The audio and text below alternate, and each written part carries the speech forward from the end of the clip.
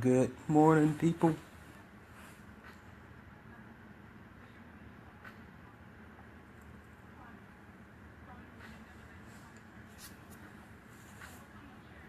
Hey, babe. What's going on, girl? Miss Tiffany, how you doing, lady? Jeffrey Benito Kenyordes Hall Jr., what's going on, kind sir?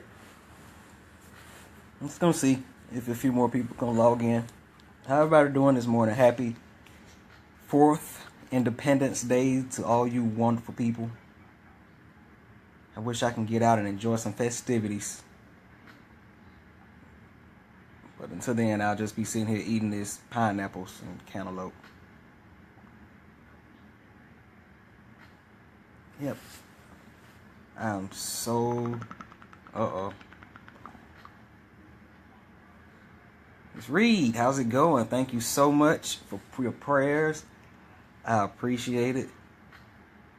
First of all, let me just start by saying that... Hush, boy.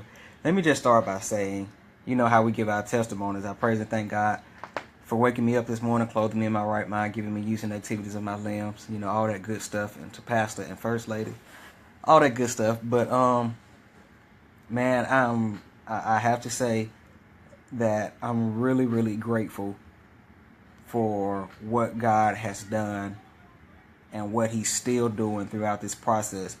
I don't know if all of you guys, there's a few of you on here now, I don't know if all of you had the opportunity of watching that first live when I gave you the update as far as how God worked a complete miracle in my life, that tomorrow will be a week from the surgery, and the doctors are still talking about how they cannot explain, you know, what happened, or how they can't explain how they got all the tumor and the cancer and did not destroy my organs. And, you know, they just cannot explain it, and they're still coming in my room talking about that.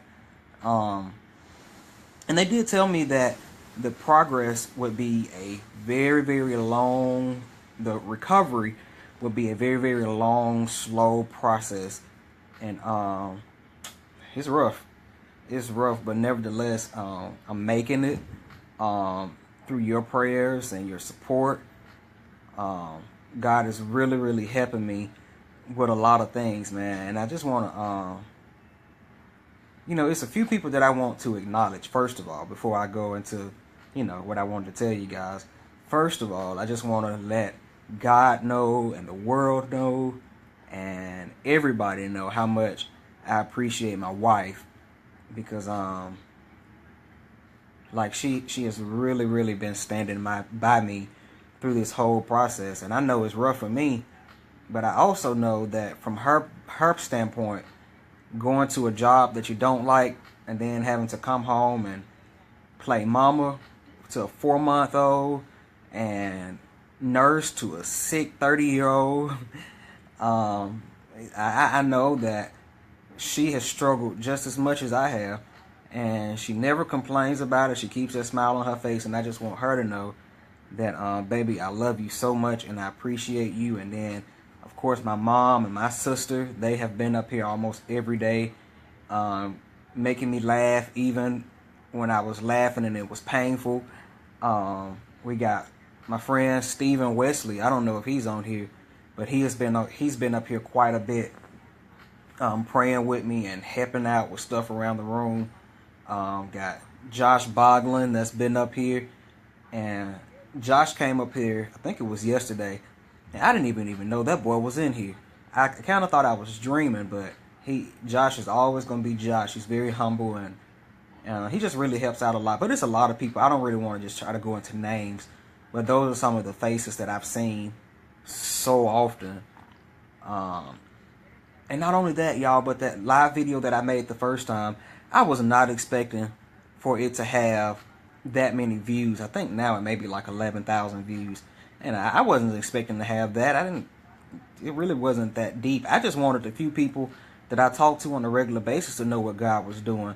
But what's amazing from that is I have people all over the world, oh my God, sending me Facebook messages talking about how much hope they have now and how their faith has been how they have faith now, and that makes all of this worthwhile.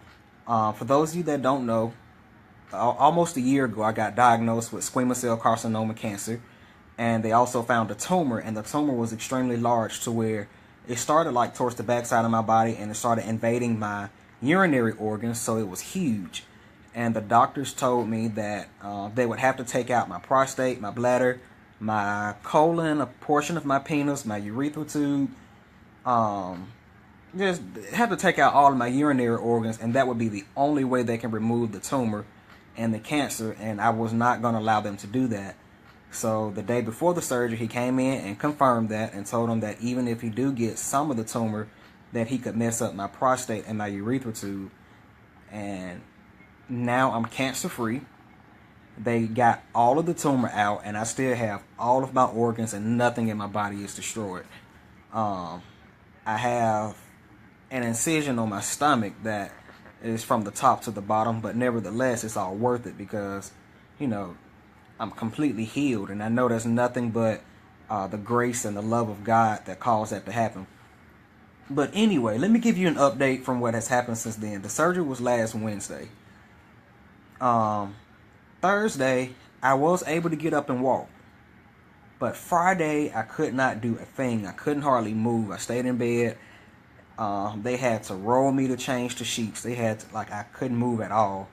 Come Saturday, I finally get up to walk, and halfway around the unit, my heart rate jumped to 170 something, almost 180, which is extremely bad, and it frightened them because they said I was threatening a heart attack. So that is what I've been dealing with over the last couple of days, is them being afraid that I would have a heart attack. And it's crazy because the enemy will do every single thing he knows to do to take you off the promises of God and make you feel like God will not hold up his end of the bargain. And that's what we have to be careful, because and I know my situation is big and your situation is big. To me, it's an illness. My situation is sickness. Yours may be financially. Yours may be emotionally. So don't look at my situation and say, oh, because it's cancer that is bigger than yours. What you're dealing with is what you deal with, so it's hard. And a lot of times in life, we feel like as soon as we overcome one thing, it's a whole nother battle to fight. And unfortunately, that is the case sometimes. However, I need you guys to learn just as well as I'm learning that regardless of how many battles you have to fight and how frequent you have to fight, that God is absolutely able to do exceedingly and abundantly. I mean, this trial has taught me to really, really rely on God. So now we get the cancer gone, the tumor is gone, and my heart rate is completely out of control, and I've laid in bed fearful at the age of 28 because I was afraid that I would have a heart attack. And every single move I made, the telemetry or the people in the heart monitoring room, they would rush in the room. And it wasn't, at one point, it wasn't only when I was awake and moving. I think it was, I want to say Sunday night. I was in here, it was like midnight, and I was asleep. And 3 or 4 people rushed in the room, and they rushed me down for a CAT scan. They ran me through the hallways for CAT scans and ultrasounds and x-rays, and doctors was everywhere, and I had no idea what was happening. And unfortunately, they thought I was about to have a heart attack then because my heart rate was going up. But what's amazing is that God was keeping me. Oh my God, y'all, God was absolutely keeping me. And I'm so grateful that he was, because this isn't something that I could figure out. I think I was telling somebody a few days ago that for the first time ever in my life, I felt like I wasn't in control. And it is not a good feeling like you're not in control, because we want to be in control. And as much as we tell God to take over our lives, we still want to be in control, because it's a comforting thing knowing how to fix a problem. I couldn't fix it, y'all. But so we've been having that issue. I would get up and go in the restroom to use the bathroom. Well, first of all, as disgusting as it is, I had the catheter, the Foley catheter, and that, even with that, I wouldn't urinate. So we had to work that, and they had to play with that. My bladder would fill up, and they would have to pretty much adjust that every time for my bladder to flow. I got some kind of drainage coming out of my stomach, but all that's to be expected. But when they took the catheter out, every time I go in the bathroom, they would rush in here and pretty much toss me back in the bed because they were afraid of what would happen. But it's so amazing that how all of this is playing out, because yesterday I only did 3 laps yesterday, and they've been telling me, that I won't be able to do as much. But today I'm so excited and I'm so grateful because I did 7 laps, maybe, less than an hour, but I did 7 whole laps. And my heart rate, it jumped up again. So after I got back in the room, they did kind of rush in like Superwoman and, Superman. But I didn't feel like my heart rate was up as much. But they did rush in. They did kind of tell me to not walk for a couple of more hours. So now I'm just laying here. But I just want to let you guys know that I know you guys are watching this. And the whole purpose of me putting you guys in my, I've had people tell me I don't need to go live and talk about this stuff. Yes, I do. I do. Because one thing I can't stand about people, and especially church people, is we oftentimes express how great and mighty God is. And we oftentimes show people and tell about our healing. And we show people the big houses. And we show people the nice cars and the big bank accounts. But we never really express and explain the evictions, the repossessions. We don't explain the sickness. We don't explain the divorce. And I think it's important that if we're going to show people hope, that we show them the entire picture of hope. Because the only positive thing about hope and prosperity is the ending results. That is it. The process of progress, and the process of hope and the process of promise is disgusting. And a lot of times, church people, preachers, a lot of times, we can paint a false image of what the promises of God really is because we are ashamed of what it took to get the promise. Man, I'm talking about before this, I had a wound that was so disgusting to where it would drain so bad and you can literally smell it. So that's why I didn't go to a lot of family functions, and I wouldn't go out to eat, and my wife and I, we wouldn't go places because we could be in the house and she can be in one room and a wound would drain so bad to where you could smell the drainage throughout the entire house. And it was embarrassing. It was just disgusting, y'all. It was disgusting. And it would be so painful. It started getting to the point to where I can literally feel that tumor on the inside of my body. But it's nothing but the grace of God. I'm talking about, this is the first time, since the surgery, this is the first time I've been able to lay on my back. And my wife can confirm this. I haven't laid on my back like this in not quite a year, but we're approaching a year since I've been able to comfortably lay on my back. And I know y'all don't know this, but before all of this started happening, that was the only way I could sleep. I would sleep flat on my back without a pillow or anything. And so that was really a challenge. And I had to sleep with pillows and stuff between my legs. And it has been a journey, y'all. But God is absolutely amazing. God is so amazing. Even the nurse came in a couple of minutes ago and she was complimenting me on the walk. And she was like, Mr. Benson, she said, the fact that you just walked 7 laps, she said, it's unbelievable.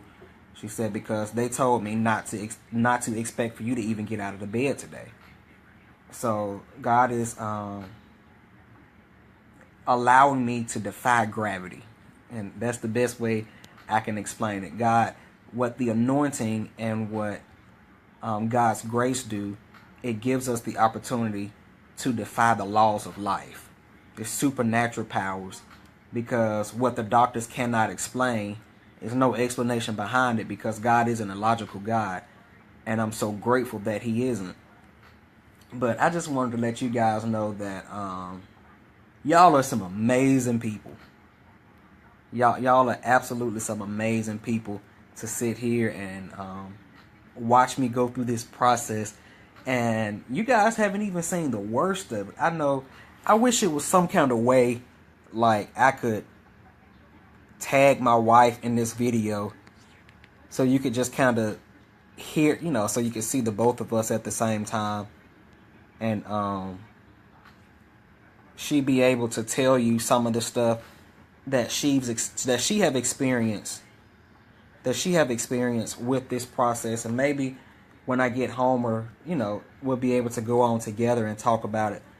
But it's been a lot, so I'm so grateful.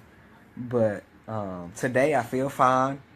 I'm not on nearly as much pain. I'm talking about, this is how much, I don't know if you guys know much about pain medication, but at one time I was taking Dilaudid every 8 minutes, 40 milligrams of Oxycontin twice a day. Dilaudid every 8 minutes, 40 milligrams of Oxycontin twice a day, 15 milligrams of oxycodone every 3 hours, Tylenol, and ibuprofen. That is a lot of pain meds. That's a lot of pain meds. And I was still in pain. So that just goes to show you that God is able to really, really be God, So it's a blessing. And I kind of want to show y'all this incision on my stomach, but I think that may be a little bit too much. I can't be exposing myself, Y'all might try to get a little fresh. I may be able to show you the top of it. But it's, let me see. I don't want to show too much because my wife might get me. Let me see, hold on. Like, there go part of the incision. And that thing goes all the way down my stomach. And let me explain to you why they had to do that. The tumor was so big, one of the doctors came in and she kind of did her fingers like this, but she used both of her hands, so one half was open, more like that. She said, Mr. Benson, the tumor that was in you was about this big, and it went all the way from the back of your body to the front of your body. So what they had to do to pack where the tumor was, they had to take out all the muscles on one side of my stomach. All the muscles on one side of my stomach to completely pack where that tumor was. So that was a lot of tumor. And once again, I still have all of my organs. I still have my prostate, and it's working. I still have my bladder, and it's working. I still have my urethra tube, and it's working. I still have my colon, and it's working. They even said they was going to cut out a portion of my penis, y'all, and I wouldn't be able to use it again. Now, I ain't trying to give you too much information, but to a 28-year-old man that's been married for a year, let's just be real about this. I'm 28. I have an amazing wife. So for that doctor to be like, Mr. Benson, we're going to have to cut out a portion of your penis and it's not going to work no more. I was like, just give me the cancer, because, that ain't going to... Just give me the cancer, because some things you just got to put your foot down. And, Kunta Kinte put his foot down and it got chopped off, but at the same time, he was still able to make some things happen. So nevertheless, everything working. So I do praise and thank God. And I know you may think that that's kind of unnecessary to say, but God will give you the desires of your heart as well as meet your needs. And that is a necessity, y'all. That's a necessity as well as a desire. But and I also have to say this, I thank and praise God for you guys that has been donating to that GoFundMe account. Because not only has this been put you in a little bit more of our business, my wife and our business. Not only has this been a physical illness thing when it comes to a struggle, more babies coming. Oh no, that wasn't of the Lord. Hey, my nurse is coming in. Hold on 1 second. Hey. Yep, it's done. It's done? Yeah. Okay. You keep doing whatever you... you doing? I'm live on Facebook. Oh, okay. Yeah. Well, you want to tell my family, hey? Sure. Everybody, this is one of the most amazing nurses in the world at UAB. This is Miss Emily. Can you see her? Hey. That's Miss Emily. She has been so patient. And when I'm acting like a baby, she usually come to the rescue. You're funny. Let's see. I'm going to clean you off right here. Okay. Thank you. Yeah, you're welcome. Let me know if you need something. Okay, thank you so much. You're welcome. My wife said, hey. Was that her that was here yesterday? Uh-huh. Yeah. She'll be up here in a little while with the baby. Oh, Yeah. so cute. Thank you so much. You're welcome. Yeah, but actress, you go ahead and go on somewhere with them babies. You know, you go on somewhere with them babies. It's about time for you and your husband to be fruitful and multiply again and do what the Lord calling you to do. But like I was saying, yes, I've been sick, and it has been a struggle in my body. It has been a spiritual struggle, because I'm not going to even sit here and tell you that throughout this whole process, my faith was at 100%. Because there were times when my faith was at like a 2 or a 0. There have been times, and my wife will tell you, I've come up with plans on shutting the church down and walking away from everything because I was so devastated from what was happening in my body. And they wouldn't let me give up, y'all. I promise they wouldn't. So that it's been a struggle there. But this has also caused a financial struggle. And what a lot of people don't know is when I was working at St. Vincent's, I was dealing with this. And one thing I'm pretty open about what's happening. But my wife will tell you, I don't really speak on a lot of stuff when it's happening. I don't really talk about a lot of stuff when it's happening. So when I was working at St. Vincent's, a lot of people just saw me up and quit. Because all they saw was he just quit. But I never expressed what was really happening in my body and in my emotions, because I didn't want to have to hear all that, oh, it's going to be okay. And, I didn't want to be bothered with all of that. So I just quit. And my wife knew what was going on. So I did get a job that was a lot less toll on my body when I only had to do was drive. But even then, that started being, a huge effect.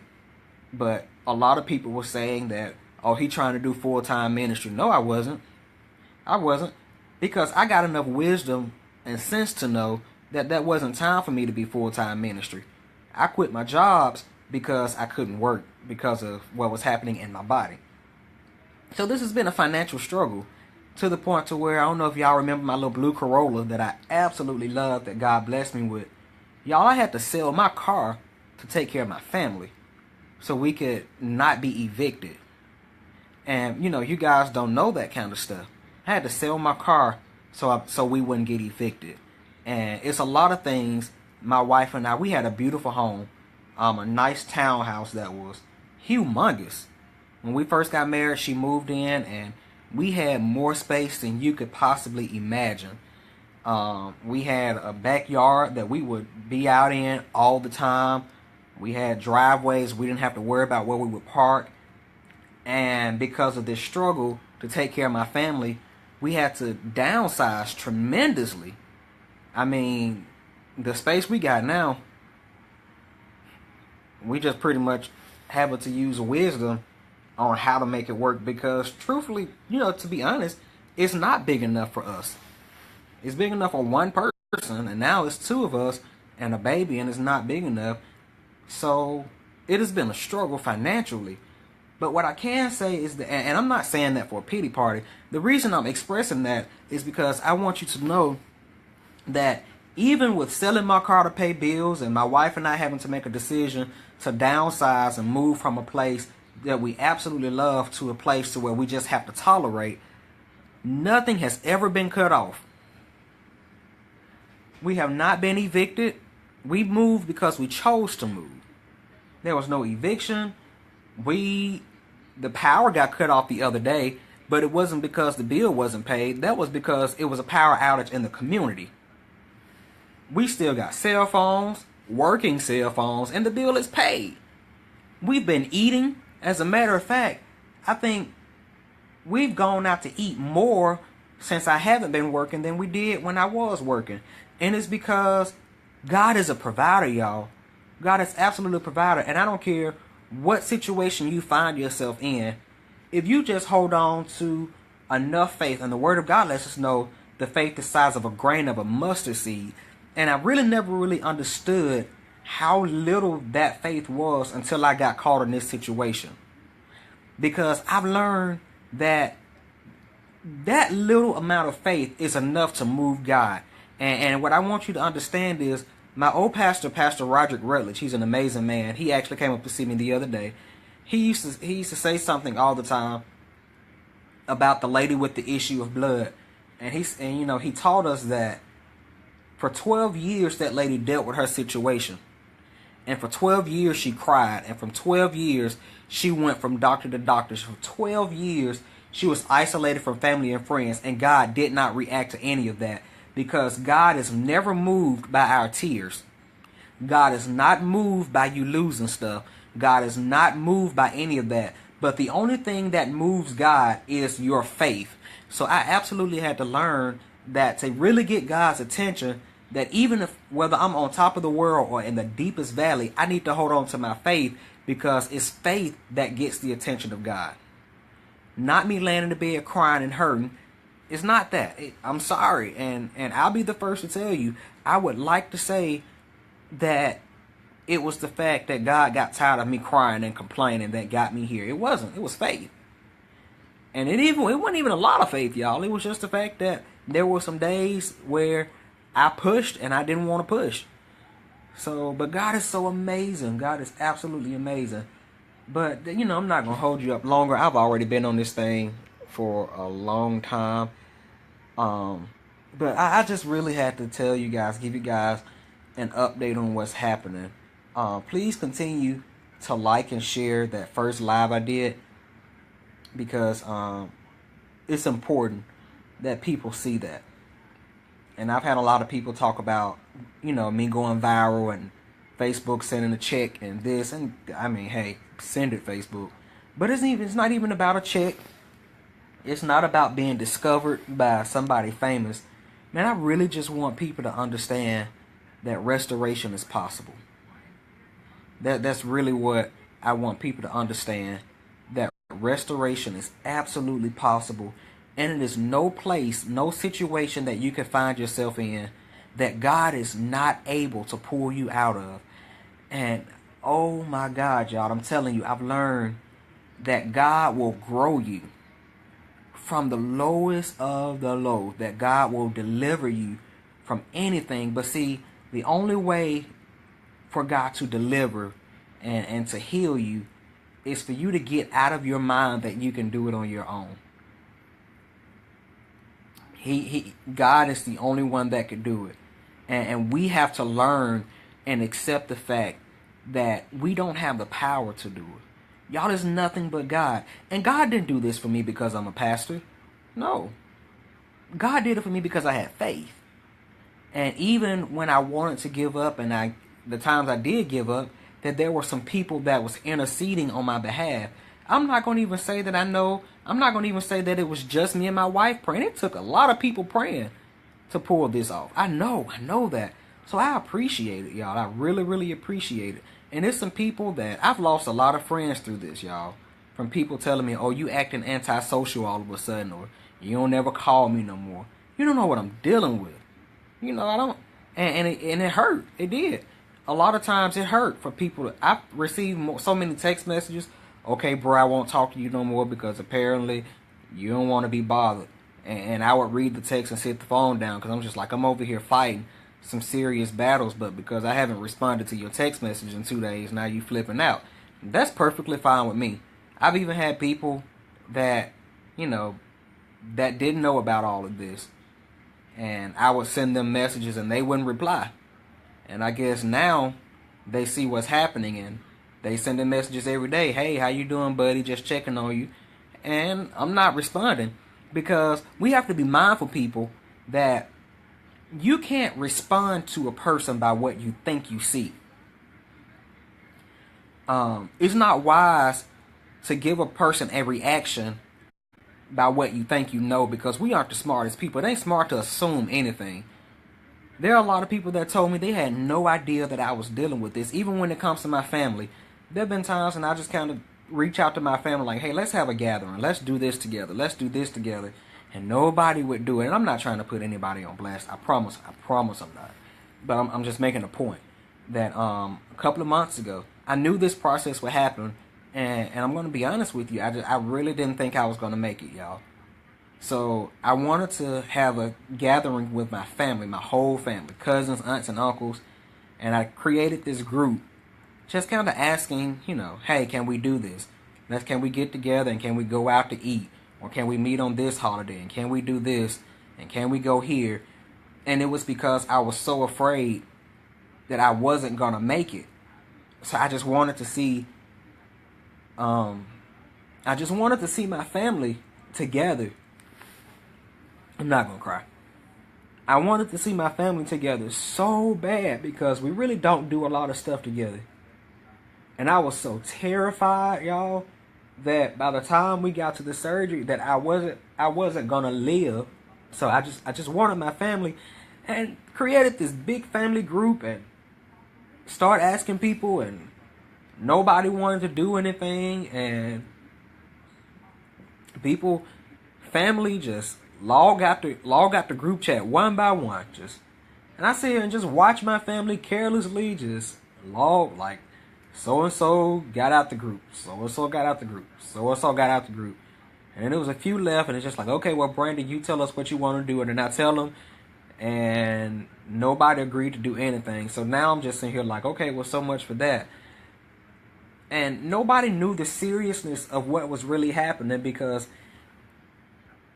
every time, I know I got you, sis. I know you always been there. Every time everybody saw me, they just saw me smiling, or they saw me joking, or flipping, or preaching. That's just who I am, because I was determined not to allow my battles to affect anybody else's life.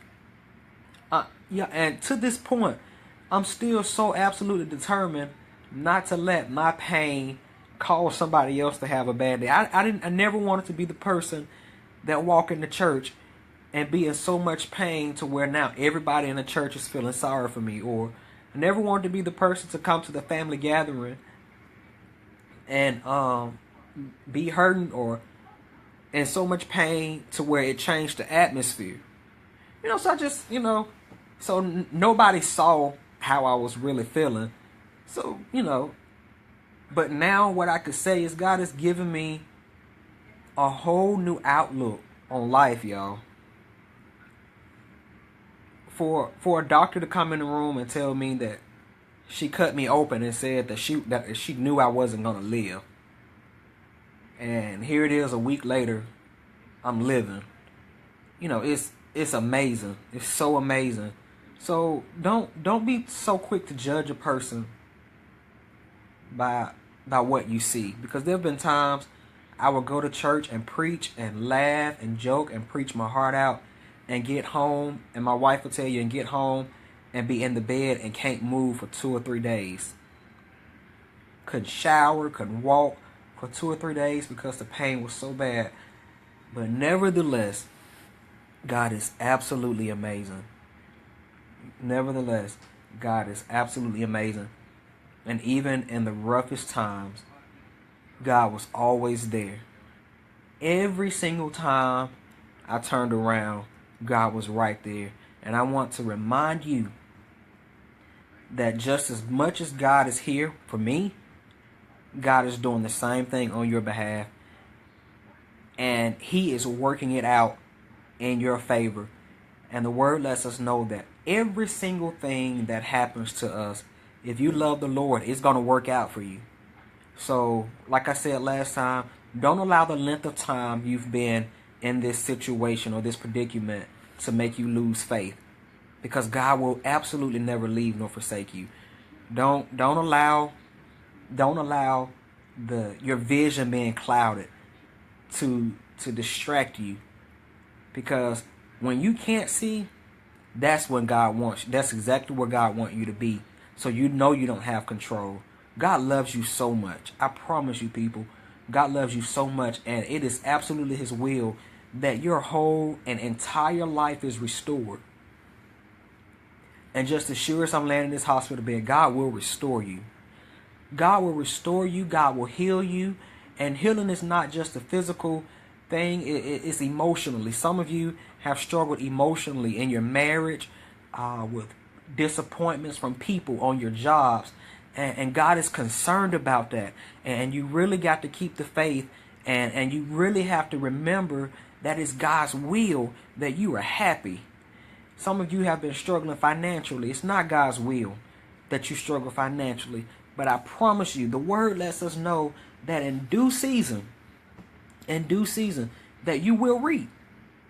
So the question is, when it's not due season, what's happening? When you're in a season other than due season, that's your season to simply wait on God. Just wait. Waiting isn't easy. Waiting isn't fun. It isn't attractive, but it's worth it, because there's a promise that God has for your life that supersedes your imagination. And I need you. I need you, people. Please, please, please do not give up, ever. Don't ever give up. And do me a favor. When you feel like giving up, you message me. And I promise you, I'll push you till I can't push anymore, because you deserve every promise that God has for your life. And you deserve every miracle. You deserve good marriage. You deserve a pocket full of money. You deserve it, because you fought way too hard to get to where you are in life to give up. Now, this is not the season for you to turn your back on God. This is not the season for you to give up. I'm talking about it'll be a shameful story for all these years that you've been living in, all the bad relationships that you overcome, all the financial things that you overcome, and the jobs that you had to fight through, and the people and the negative comments that you had to overlook, and the suicidal days, all of that stuff that you had to go through. It'd be a shameful story for you to get right here today and quit. Don't do it. I promise you. I promise you will make it. You will make it. And God is going to be with you every single step of the way. And because I know what it feels like to push when I can't push, and I know what it feels like for somebody else to push for me when I can't push, I'll be pushing for you. So don't ever hesitate to shoot me a text. If you don't have my number, you can find me on Facebook. Go to my messages. If it's something that I can't figure out on my own, me and my wife will come to your rescue. And I know I didn't ask her that, but I'm pretty sure, because she always stand by me, I'm pretty sure she don't have an issue with that. But it's our job to keep each other. So before I log off, I just want you to know that the recovery period is a little rough, but I'm doing much better. And I absolutely love you. Once again, there is a GoFundMe account that was established by my sister. Thank you so much, Ty, for doing that. There's a GoFundMe account that was established by my sister. And if you want to bless my family, feel free to go donate, like it, and share it. And even if it's $1, if it's a penny, I promise you, everything counts. And if you don't have anything to donate, I'm going to tell you what's equally equivalent to your money. You sending me a Facebook message and just simply letting me know if you was blessed by these videos. If I said anything in these videos or on my status that blessed you, if you don't have any money, let me know. Because I promise you, there have been nights where I've laid in this bed and literally cried because of the testimonies that you guys have inboxed me on how God has blessed you through what He's doing through me. So I'm not here just to get your money. I promise I'm not, because God has really been supplying my family's every need without a GoFundMe account. But it does take money to live. But I promise you, the testimonies that you guys have been sending me on Facebook, they are absolutely amazing. So, like I said, it's not even all about the money. Send me a testimony. I love it. I promise I love it. And I sit up and read every last one of them. And I may not be able to respond to them all right away, but when I do get a chance, I will. But thank you so much for everything. Y'all be looking out, because as soon as I'm recovering, I'm going to have me a nice Sunday evening program, and I am going to preach the carpet out of my church. God knows I am. I cannot wait till I can get up and preach again and teach. Y'all know I love Bible studies. I'm so ready to teach. So just be on the lookout for me and the flyer for when I recover, because I am going to rip my church apart. But once again, thank you for your donations. Thank you for your prayers. Thank you for the hospital visits and the home visits. Thank you for every single thing. I absolutely love you. And maybe I will get back on and talk to you guys later. Thank you so much. I love you.